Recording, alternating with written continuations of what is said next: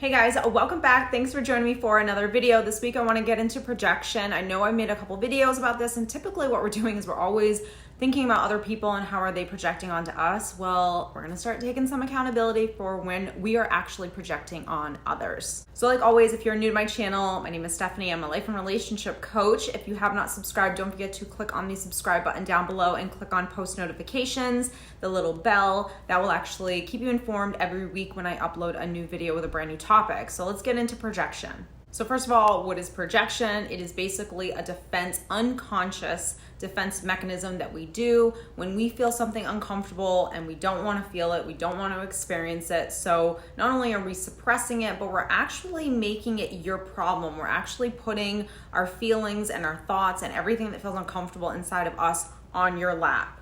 So I'm giving you the responsibility of making me feel better because I feel this way. That's essentially what projection is. So first of all, the ego loves projection because it doesn't want to take any responsibility for what it feels. That's why someone who struggles with a narcissistic personality disorder or has it or just has a lot of narcissistic tendencies cannot take accountability or responsibility, and they will project all the time because the ego is always up front and center, and it doesn't want to acknowledge that, hey, this is actually my stuff and I need to probably own it in order to fix it so I can feel better. It doesn't want to do that. The ego just wants to blame you and put how I'm feeling in your lap so you can actually make me feel better. So the reason why this works so well is because if I put it on your lap, then I get to, get away scot-free. I don't have to do any work. I don't have to take any accountability or responsibility, and you actually are going to change and conform to make me happy. So win-win, right? I don't have to do any work. You do all the work and I get what I need.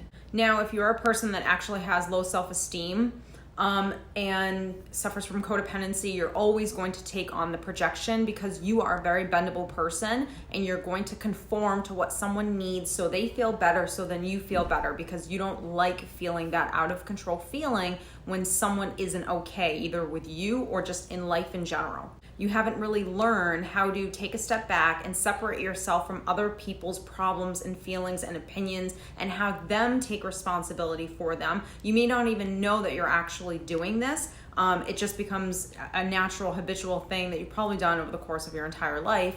And so you will always take on someone's projection if you come from that space. So when you're projecting, you are essentially abandoning yourself. You are now the victim. And you want everyone to think that you're the victim, that you have no control over how you feel and why you feel this way, and you have no ability to actually fix the way you're feeling and for you to start to feel better. You actually do. It's called taking care of yourself. It's called taking responsibility. It's called being an adult. It's called self-parenting, whatever you want to call it. But it is just the ability to stand up and say, I'm an adult. I feel this way, it's my responsibility, and I have to deal with it and tend to it. And I have to learn how to fill myself up. I have to learn how to not always make it someone else's problem when it's actually my problem, regardless of what someone does to you. That's self-empowering, that's healthy, that's the way we're supposed to live our lives, but most people don't know how to do that kind of inner work. They don't obviously know how to take responsibility for how they feel, but then even if they did take responsibility for how they feel, they struggle with, well, what do I do? Okay, yeah, I'll own it, but now what's next? And that's why learning how to do this work, learning about self-development, taking the courses, hiring the coach, investing in yourself to really learn things that, quite frankly, you just didn't learn. We'll invest in a lot of things. We'll invest in, going to college. We'll invest in a job. We'll invest in a relationship, but we don't often can we invest in ourselves and actually learn how to deal with our own fears, our own insecurities, deal with our emotional wounds, our emotional triggers. Like, that's all your stuff. And if you don't know how to deal with it and you just want to deny that it is even there, let alone that it's not I want to say your fault, but it's your responsibility on how you feel regardless of what happens to you. If you can't do that, you are always going to project onto people because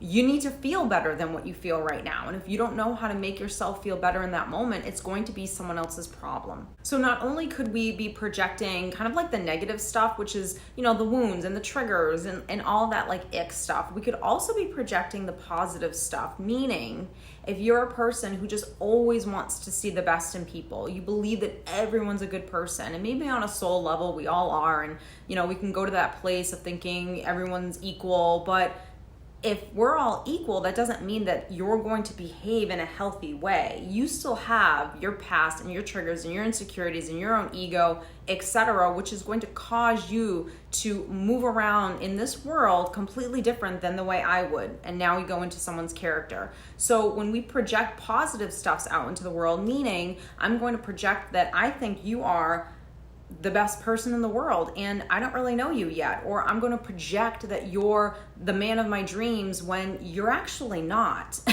but I come from such lack and insecurity and fear of being alone, and I want this so badly that I'm going to project that you are the man of my dreams when I haven't really stopped to kind of ask myself really important logical questions that make me figure out whether or not you are actually the person for me. Now, obviously in relationships, there's emotional side and there's logical side to relationships. The emotional side, it's very easy. It's very easy to love people. It's very easy to fall in love with someone because we are connecting here and we want to see the best in people. And and that's our human nature, is to be able to connect on these deep levels.